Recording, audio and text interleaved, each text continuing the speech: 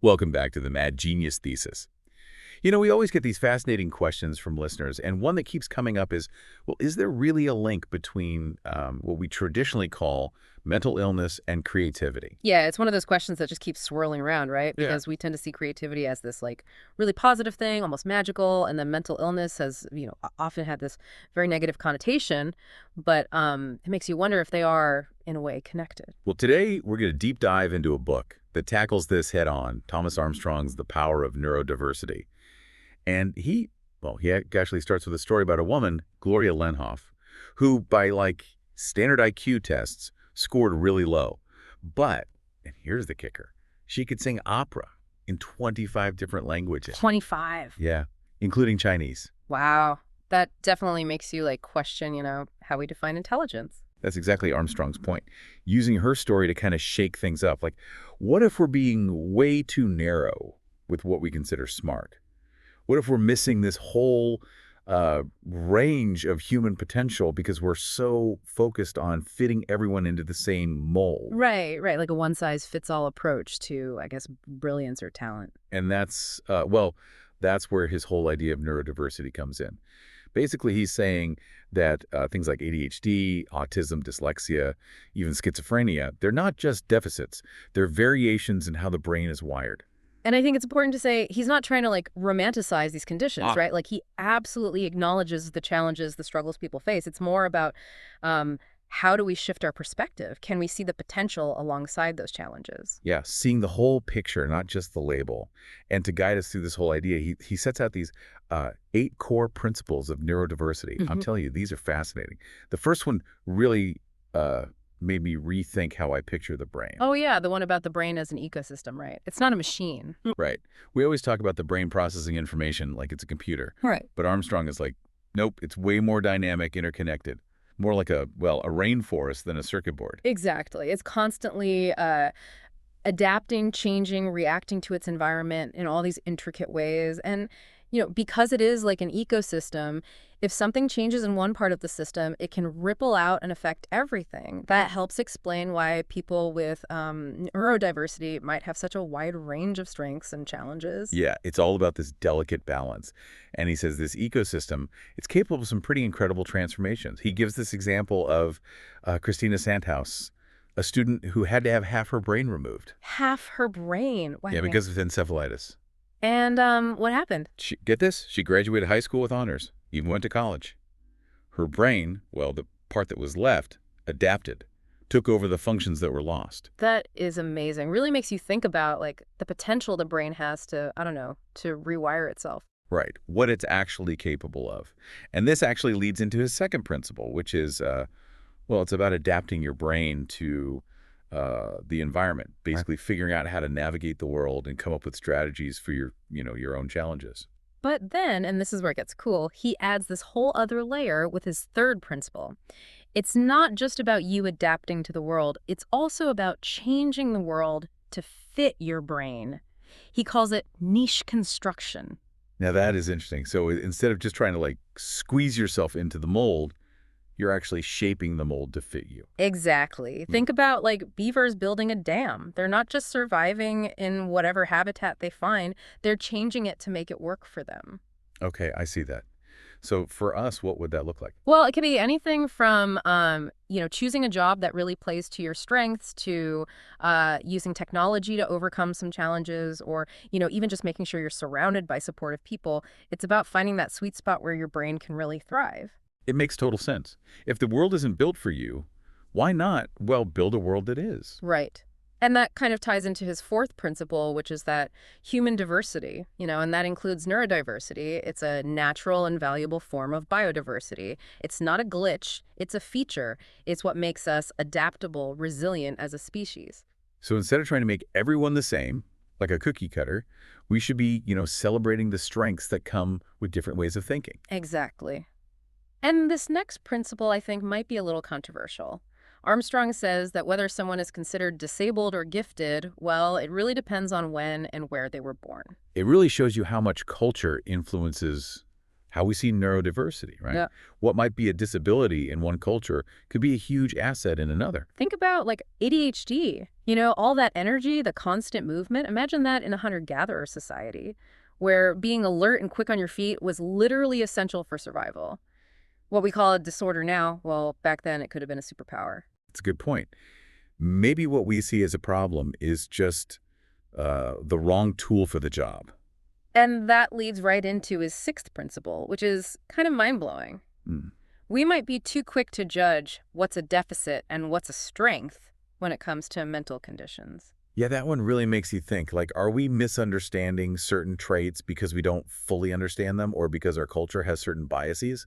What if what we see as a weakness is actually a hidden strength? Exactly. Like looking at a puzzle piece and saying it's the wrong shape when, you just need to turn it a little bit. And that brings us back to that seventh principle, niche construction. Wait, didn't we already talk about that? Yeah, but here he gets even more specific about how to do it. It's not just a concept. It's, something you can actually put into practice. Okay, so he's giving us the tools to build that dam, so to speak. He talks about, choosing careers that are aligned with your strengths, finding assistive technology that works for you, even finding mentors and communities that are supportive, being proactive, shaping your environment so it works for you. So it's not just about accepting who you are, it's about finding the right place to, really blossom. Exactly. And finally, his eighth principle ties it all together. He says that a neurodiverse society is actually a more just, equitable, and compassionate society. So it's about recognizing that diversity in all its forms, including neurodiversity, is essential for a world that's fair and inclusive for everyone. It's a powerful idea, isn't it? Learning to appreciate and value different ways of thinking and being makes for a more accepting world. A world where everyone can feel supported. And these 8 principles, they're really the foundation for his deep dive into specific neurodiverse conditions. And in the next part of our deep dive, we'll get into what he has to say about ADHD, autism, and dyslexia. Get ready. It's going to be good. Okay, so let's jump into some specific neurodiverse conditions. And I think, most people have heard of ADHD, right? And they picture like the kid who can't sit still in class. But Armstrong is saying, look, it's more complicated than that. Yeah, he's saying it's not just an inability to focus. It's like their brains are wired for constant stimulation. Like imagine a high-powered engine, right? It's always revving, always needs new input. And that explains, the need for movement, the impulsivity, even the intense focus they can have when something really grabs their interest. Yeah, that's a good analogy. Like they have this radar that's always scanning for something new, something exciting. Exactly. And he even suggests that ADHD might be a form of neoteny. Neoteny? Wait, isn't that It means holding on to childlike traits into adulthood. So think about it. Playfulness, curiosity, that willingness to just, try things out. Those are often seen as like immature qualities, but they can be incredibly valuable when it comes to adapting to change and coming up with new ideas. So in a way, those immature traits could actually be an advantage, especially in a world that's constantly changing and demanding innovation. Right. It's like having a built-in adaptability engine, but of course it's all about finding the right environment, the right niche. Ah, back to niche construction. Yeah. So how would we apply that to ADHD? Well, instead of trying to force someone with ADHD into like a rigid, structured setting, create spaces that allow for movement, exploration, hands-on learning. Imagine like a classroom with flexible seating, different activity stations, opportunities to get up and move around, or even a workplace that incorporates novelty and challenge into the daily routine. So it's more about matching the environment to the brain, right? Instead of saying like sit still and focus, you create an environment where that natural energy can actually be channeled in a productive way. Exactly. And it also applies to how we approach, tasks and learning. Armstrong talks about this thing called incidental attention, which ADHD brains are really good at. You've probably experienced it yourself. Those times when you're not even trying to solve a problem, but then boom, the solution just pops into your head. Oh, yeah, totally. Like I'll be out for a walk and suddenly like an idea for, the next episode just hits me. That's it. ADHD brains are often great at like picking up information and making connections in a way that seems random or unintentional. We can use that for, creative problem solving by making environments that are stimulating and allow for that free-flowing exploration. It really makes you wonder, like, how many brilliant minds we're missing out on because they don't fit that traditional sit down, be quiet, pay attention model. It's a good question, isn't it? What if in a different time or a different culture, those qualities we associate with ADHD were actually seen as like highly valuable? Okay, so we talked about ADHD. What about autism? Well, with autism, one of the key things Armstrong focuses on is this concept of systemizing. It's the ability to understand and build complex systems. And a lot of autistic people really excel at this, whether it's, understanding computer code, mastering intricate schedules, or even like recognizing patterns in nature. So it's like seeing order where other people just see chaos. Like that friend who always notices when something is out of place, even if it's just a tiny detail. Exactly. And this strength in systemizing often contrasts with, the challenges they might have with empathizing. Their brains are wired for logic and patterns, but social interaction can be a bit trickier to navigate. That makes sense. But it also suggests that autistic individuals could bring a really unique and valuable perspective to like fields that require that kind of systemizing thinking. Absolutely. Armstrong talks about Temple Grandin, who's this amazing autistic woman who designs livestock facilities. And she's able to create these systems that are both humane and efficient because she thinks in pictures. It's a common autistic strength. She can actually visualize how the animals will move and interact in those spaces. Wow, that's incredible. It really shows how, instead of just focusing on what might be difficult, we should be celebrating and supporting these incredible strengths. Right. It's a total shift in perspective from seeing autism as a deficit to recognizing it as a different way of being, a way of being that our world, really needs. We need those systemizers, those pattern thinkers to help us understand and navigate an increasingly complex world. Okay, so moving on to dyslexia.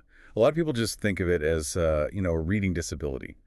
But I'm guessing Armstrong has a bit more to say about it than that. He does. He says dyslexia is way more than just struggling to read. He connects it to strengths in right brain thinking, things like visual spatial skills, three-dimensional thinking, even entrepreneurial talent. So it's not just a weakness in one area, but potentially a strength in others. I'm starting to see a theme here. He tells this story about this scholarly traveler who's so engrossed in reading that he almost drowns crossing a river. It's a way of showing how different skills were important in different times and how our modern emphasis on literacy might be, blinding us to other forms of intelligence. Yeah, it's like we've built this world that's perfect for left brain thinkers, the ones who are great with language and logic.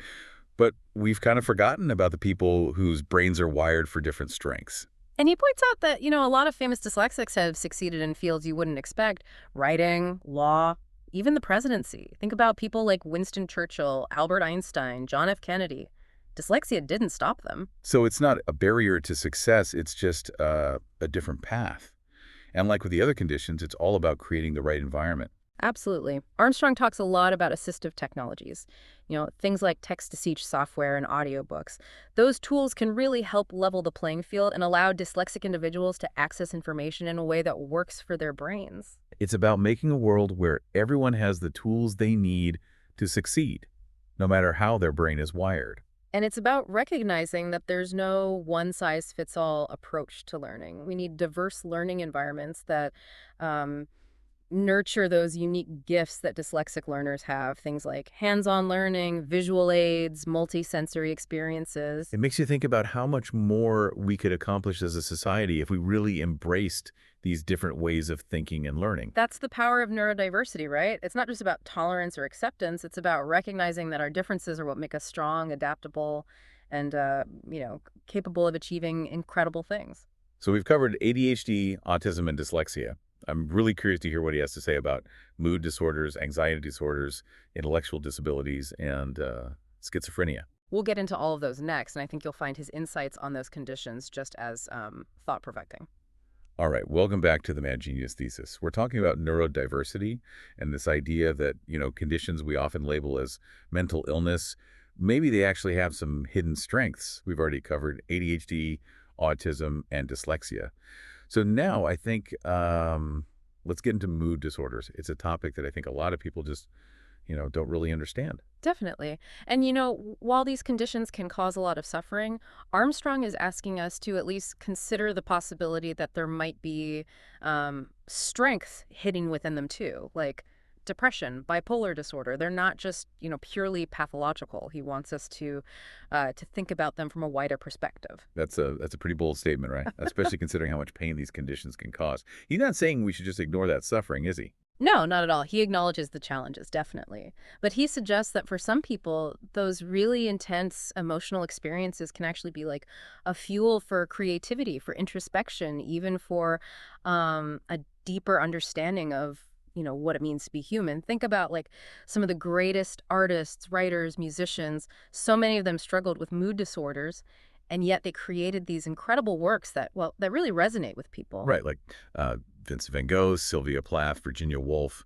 Their art often dealt with like really heavy stuff, pain, loss, resilience.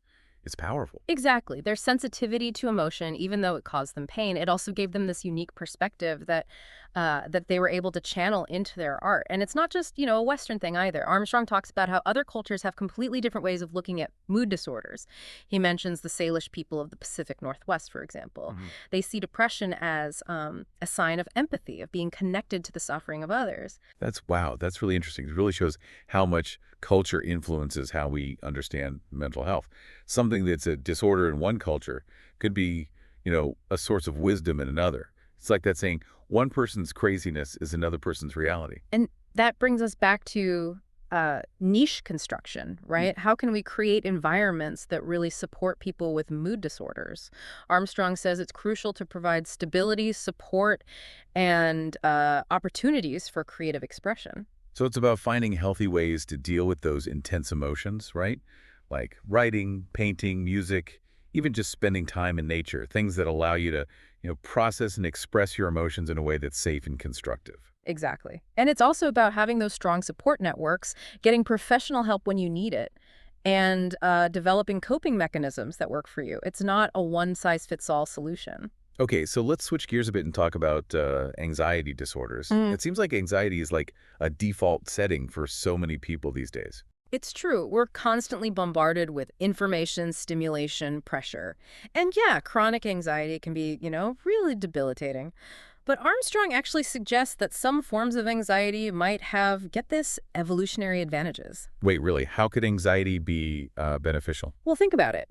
Anxiety is basically a heightened sense of vigilance, of awareness. In a dangerous environment, that would have been like essential for survival. It's like having an internal alarm system that tells you when there's a threat. Okay, yeah, I see what you mean. But it seems like for a lot of people today, that alarm system is just like constantly going off. That's where niche construction comes in, right? Armstrong says we can manage anxiety by creating environments that promote calmness, predictability, a sense of control.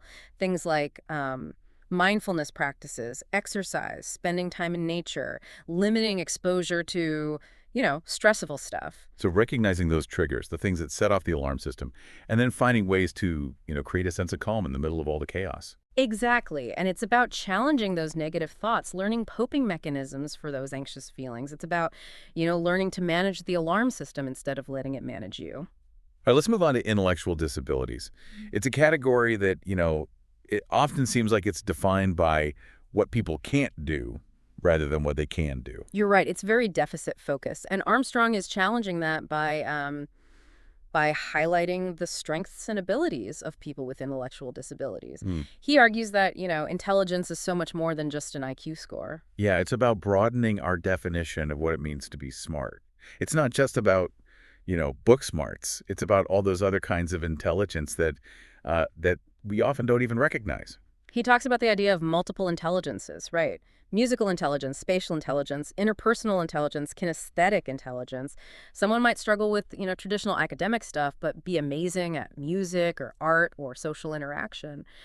It really makes you think, like, how much talent are we missing out on just because we're using, the wrong measuring stick for intelligence? And it shows how important it is to create environments that value and support the contributions of people with intellectual disabilities. That could mean, giving them access to assistive technologies, creating supportive workplaces, just fostering a culture of acceptance and belonging. It's about recognizing the value they bring. Okay, so finally, let's talk about schizophrenia. This is probably, the most misunderstood and stigmatized mental health condition. Yeah. And it's hard to talk about because it's often associated with some pretty scary symptoms. Yeah, it is. Hallucinations, delusions, disorganized thinking, those experiences can be incredibly disruptive and frightening. But Armstrong, he's encouraging us to approach this topic with compassion and an open mind. He acknowledges the challenges, of course, but he also suggests that some of the experiences associated with schizophrenia might actually have connections uh, to creativity and spiritual insight. That's a really different way of looking at it. Most people, when they think about schizophrenia, they just see the illness, not any potential positive side. He draws these parallels between the thought processes of people with schizophrenia and, shamans, mystics, artists who've explored altered states of consciousness. And he points out that in some cultures, people who have those, unusual perceptual experiences are actually revered as visionaries or healers. It's another example of how much culture shapes our perceptions, right? Hmm. What we see as a symptom of illness in one culture could be a sign of spiritual insight in another. And it's not about, romanticizing schizophrenia. It's about understanding that it's complex and recognizing that even within the challenges, there might be glimpses of something really profound. It's about approaching it with compassion, understanding, and a willingness to see beyond just the label.